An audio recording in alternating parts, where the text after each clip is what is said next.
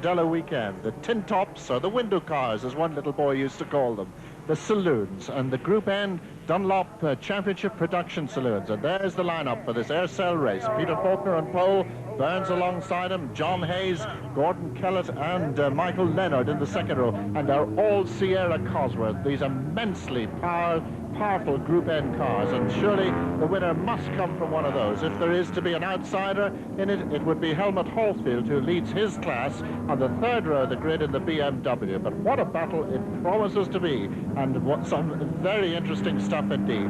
There are 4 classes in all. The Dunlop Saloon Car Championship really depends on this race, so it's a real nail-biter. There's tremendous tension for Peter Faulkner, and indeed right at the back, Michael Mann, who leads his class. And the situation is so close. Hohlfeld actually leads the championship at the moment with 62 points. There's Faulkner, who leads his class on 60 points. And there's John Burns in the Burns construction car. And on the outside, surely the sensation, Brian, of the practice this morning. Yes, John normally drives a 2-litre Astra, and they hired this Sierra Cosworth from Murray Motorsport, and outflanked Gordon Kellett and Michael Leonard by putting it on the outside of the front row. John, an extremely quick and extremely competent driver, but an absolute brilliant performance with his first run this morning after practice, and a good start. And these Cosworths are very, very hard to get off the line, and John Burns makes a superb start, and Faulkner is boxed in.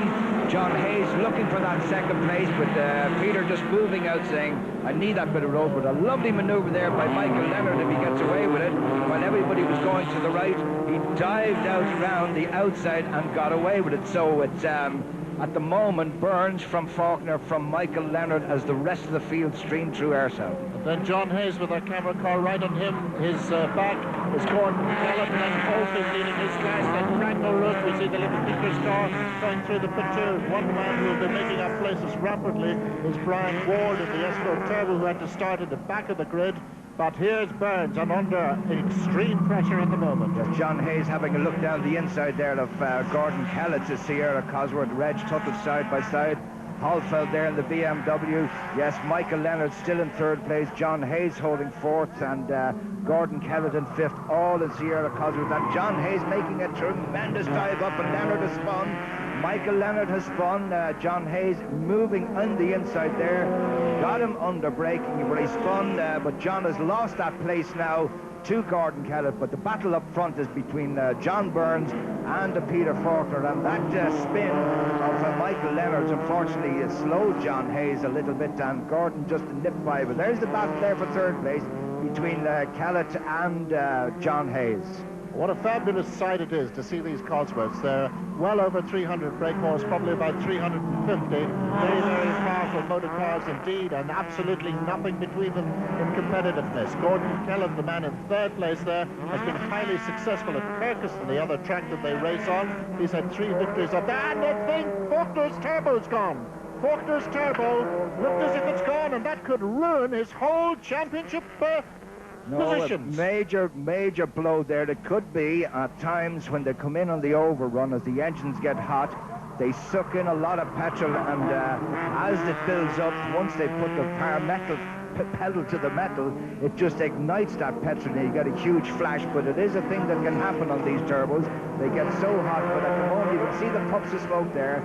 That's normal for them. A lot of black smoke, running very, very rich indeed. And as he puts the car down, it just ignites. But definitely these two at the moment being caught by Gordon Kellett and John Hayes. So we soon have a 4-car battle. Hohlfeld there leading his class in the up to 3000cc as 5th place, and then next to him leading the 2-litre class and the championship contender as well, Frank O'Rourke in the 2-litre Opel from Wexford. But this is the battle up front. Faulkner still smoking. This is where we saw it the last time. A lot of overrun. You can see the smoke.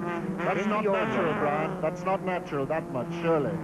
Well, I've seen them here, and it just depends. I think Peter's car is set up and tuned slightly different. He seems to run it very, very rich indeed.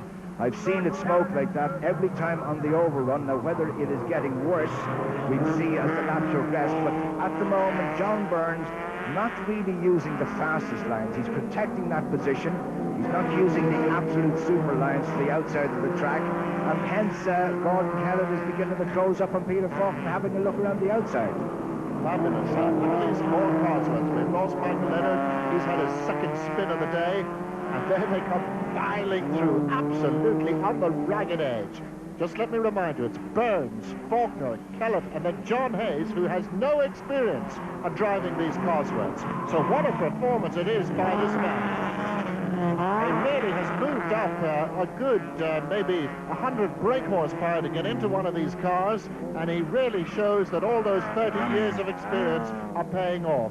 Now we have flames coming out of Faulkner's car. Yes, you can see now as it gets hotter and the turbo gets hotter, it starts to ignite that excessive petrol. But Faulkner is trying it every time just to come out of the second part of the S's on John's tail. If he could dive to the inside, everybody looking for that inside line. But John Burns, a very experienced driver, ex-rally man, but look at the speed of Gordon Kellett's car in the straight line. He can definitely pull alongside Peter, but it's a long way around the outside. Peter there closing the door. John Hayes decided he'll have a look around the outside. I think John is up far enough. The next one is a left-hander, and it's Gordon spins. Yes, and that has moved John Hayes up into third place, but a good maneuver there from John to put him under pressure in the hairpin. Now, can John do anything about Peter Faulkner? Well, that was very good news for Peter Faulkner. We'll see it here in a minute, because Kellett was his challenger in the class at the Dunlop Group N Championship.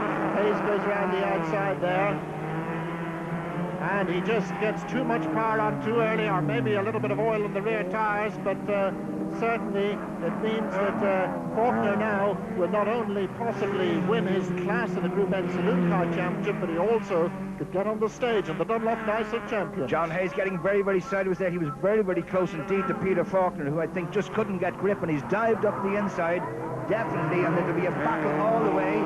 John using all the road and moves beautifully into second place now. This is absolutely superb. This is Group N Saloons at their best. First year for Group N in Ireland. Before that it was based on productions, but a few modifications here. Now Peter isn't giving up that easy, but John, an absolutely superb move, came up very, very late on the brakes, just got it slightly sideways, but he really got it all together at the S's.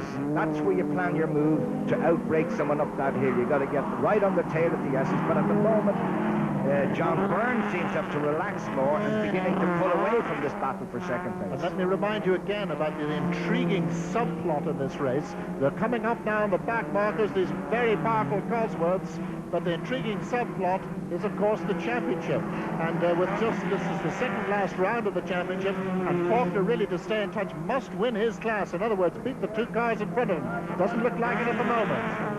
Now holding that inside line back marker there, young Harold just moving over. When you look in your mirror, that's John Ryan and the Golf moving over as well. But when you look in your mirror, we're at half distance. There's 6 laps to go. John Hayes holding that inside line, but Peter Faulkner just very, very late on the brakes, and John has been outside there. Peter going wide. John will be able to get back on the inside line. But the next one is a left-hander. They will do this side by side, but there's just not room for two Cosworths. But again, in fairness to Peter, picked his line coming out of Barham, got down the straight perfectly, and just outbraked John. And that's given John Burns a bit of a breather, a much-needed breather at this stage of the race. We're just over half distance of this electrifying battle. Peter Faulkner there in second place, who's actually postponed a business trip to the United States by a day to take part in this race. And there he goes, and still that smoke coming out. Obviously it's okay. It's certainly alarmed me earlier in the race when I saw that amount of exhaust smoke coming out, but there's certainly not slowed down in the Faulkner packaging car there in second place. A little bit more spread out this time. Hayes, one has to give him all the laurels, because to just step into one of these machines and be so competitive was a tremendous tribute to both him and Joe Murray, who builds both Faulkners and that car. 5 laps to go. Dice is all the way. This is Gordon Kellett, who had that spin earlier on, just ahead of Frank O'Rourke, who is leading the 2-litre class, and Gordon, unfortunately, will kick himself for that mistake. Just a little too early the power, but this is on the last lap here. John made a little mistake, got in a little too deep into this corner and lost a little bit of momentum. Possibly tires going off.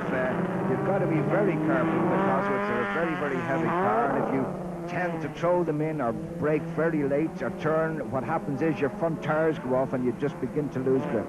In the background there, leading the 3-litre class, is Helmut Holfeld in the beautiful M3 BMW. This is it. The Castle Knoxville, they're doing it all right at the moment, but I think Peter Faulkner has other ideas, Alan. He certainly has, and he's definitely on the attack again this time. He's very well positioned as they come down the Dunlop straight. If he could possibly have waited in the draft there, he now gets into the draft, and he's surely going to dive one way or the other. As they come down into the hairpin this time, he's on the outside. It should be Burns okay, but he should be very quick out. And they're absolutely tied together, these two. It's really, truly tremendous stuff. And there's John Hayes, still in third place, still not totally out of contention.